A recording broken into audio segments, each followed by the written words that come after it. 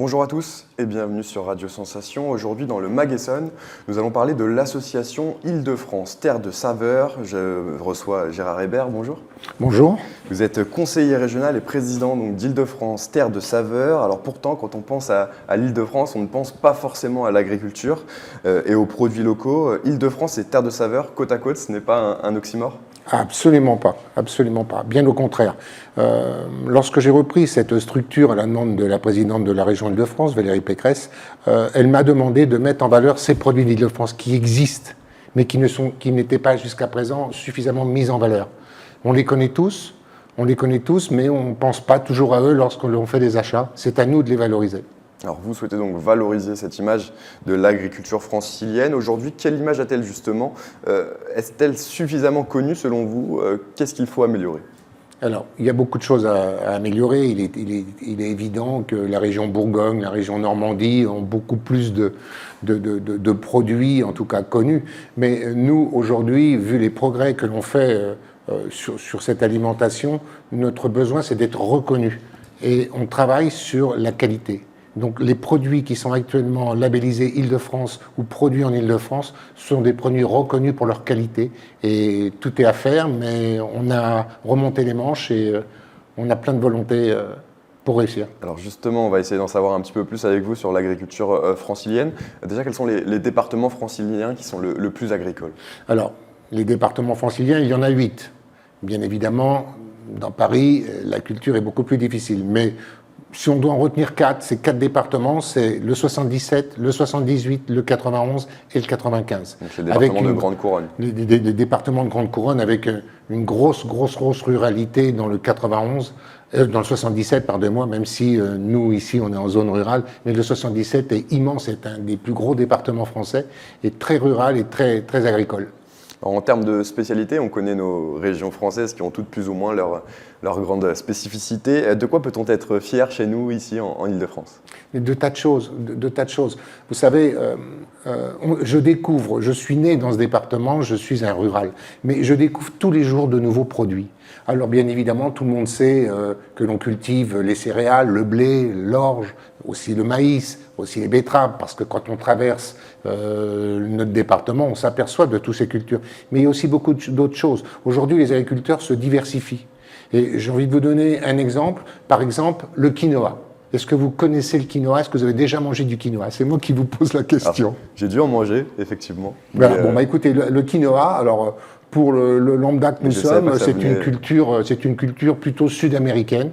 Eh bien, oui, effectivement, c'est sud-américain, mais on peut en produire en Essonne. Et c'est le cas. Du côté d'Auvergnat, du côté de Soisy-sur-École, puisque nous sommes dans le sud-Essonne, il y a de la culture de quinoa. Et le quinoa est un produit très recherché. Les Parisiens aiment ça, en mangent beaucoup, mais il est surtout très recherché par les sportifs de haut niveau. Parce que, alors je ne vais pas rentrer dans la technicité, je ne me permettrai pas, je ne suis pas diététicien ni médecin en diététique, mais simplement le quinoa est un aliment complet. Et les sportifs de haut niveau mangent beaucoup de quinoa parce que c'est complet et par rapport aux muscles, par rapport aux besoins que le corps a quand on est sportif de haut niveau. Alors, dans le cadre de son action donc pour développer cette image positive de l'agriculture en Île-de-France, vous avez porté une marque régionale, produit en Île-de-France. Alors, quel genre de produits peut-on retrouver et quelles sont les conditions pour un agriculteur pour pouvoir justement être labellisé sur ce produit ? Alors, en Île-de-France, on a une multitude de produits. Tout le monde connaît, par exemple, le brie de Meaux. C'est connu au niveau international, en tout cas au niveau national, tout le monde connaît le brie de Meaux, le brie de Melun. Mais on a aussi des tas d'autres choses. On a les champignons de Paris. Malgré tout, ce n'est pas forcément cultivé à Paris, mais c'est cultivé en Île-de-France. Le champignon de Paris. Nous avons aussi des filières, peut-être que nous aurons l'occasion d'en parler lors de cette interview, mais nous avons aussi créé des filières afin de revenir sur des anciens produits qui n'existaient plus et qu'on veut relancer. Il y a également les haricots à Arpajon. Oui, alors là, je ne sais pas où c'est cultivé. Je sais que c'est... Dans la région de Brétigny. Les tomates aussi à Montlhéry. Qui viennent de là. La tendance est donc de renouer avec les circuits courts, les produits locaux. C'est un des combats de Île-de-France Terre de Saveurs ? C'est le combat. C'est le combat. Mais malgré tout, on travaille avec des producteurs, on essaye de mettre en avant leurs produits, mais aussi on travaille avec des artisans.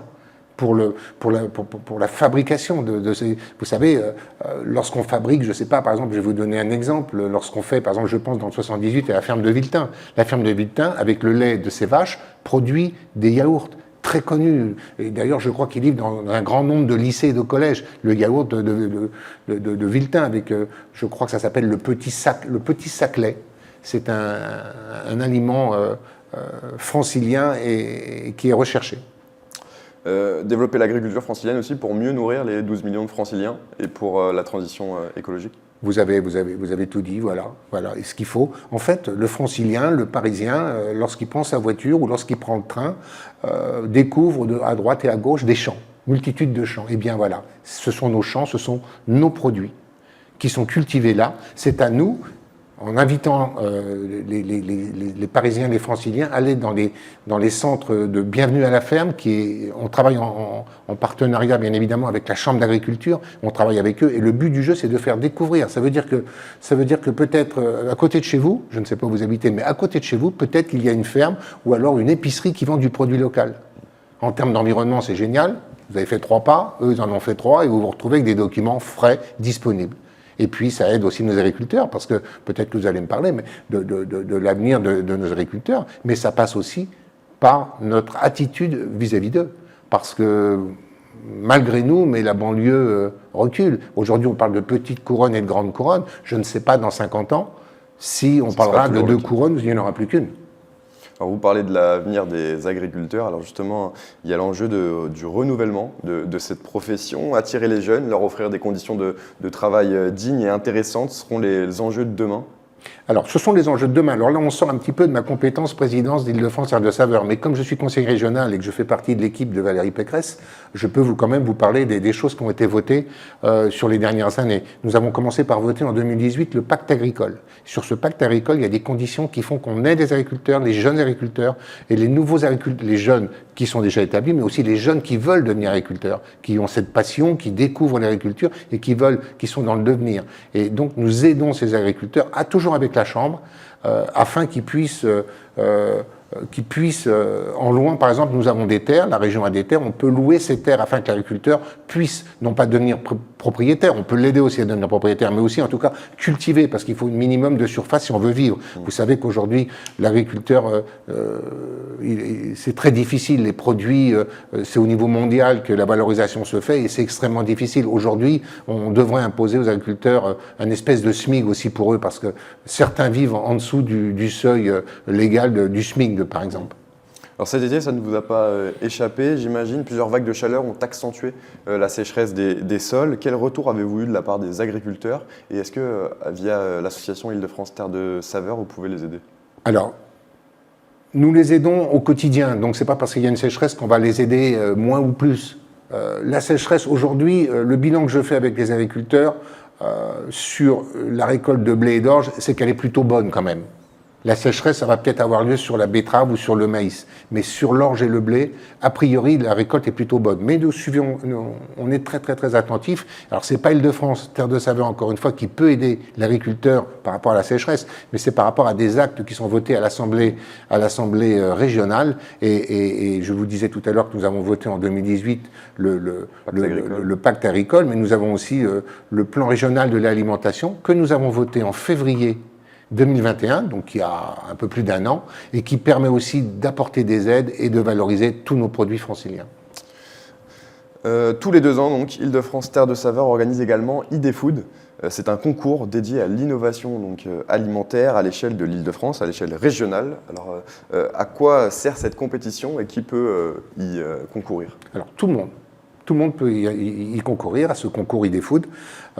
Ça a lieu tous les 2 ans. C'est la 8e édition cette année qui a eu lieu la semaine dernière. Ce concours est réservé, bien évidemment, il faut habiter en Île-de-France pour y participer et faire des propositions. Et des gens sont retenus en fonction de ce qu'ils nous proposent, des gens sont retenus pour aborder la finale. La finale a lieu avec un président. En général, c'est un chef cuisinier. Nous aurions dû avoir comme présidente Madame Retailleau, mais elle est devenue ministre entre-temps. Elle nous a envoyé sa vice-présidente de la faculté de l'université. Simplement, quels sont les produits? Je vous donnerai un exemple puisqu'on n'est pas très loin. Par exemple, exemple, nous avons comme proposition de produit pour la finale le hamburger au cresson. Je vous parle de cresson parce que nous sommes à Saclay, c'est la spécialité de votre région, de notre région, à côté de Méréville. Merci beaucoup. Merci beaucoup Gérard Hébert d'avoir été avec nous dans le MAG sur Radio Sensation. Merci, à bientôt.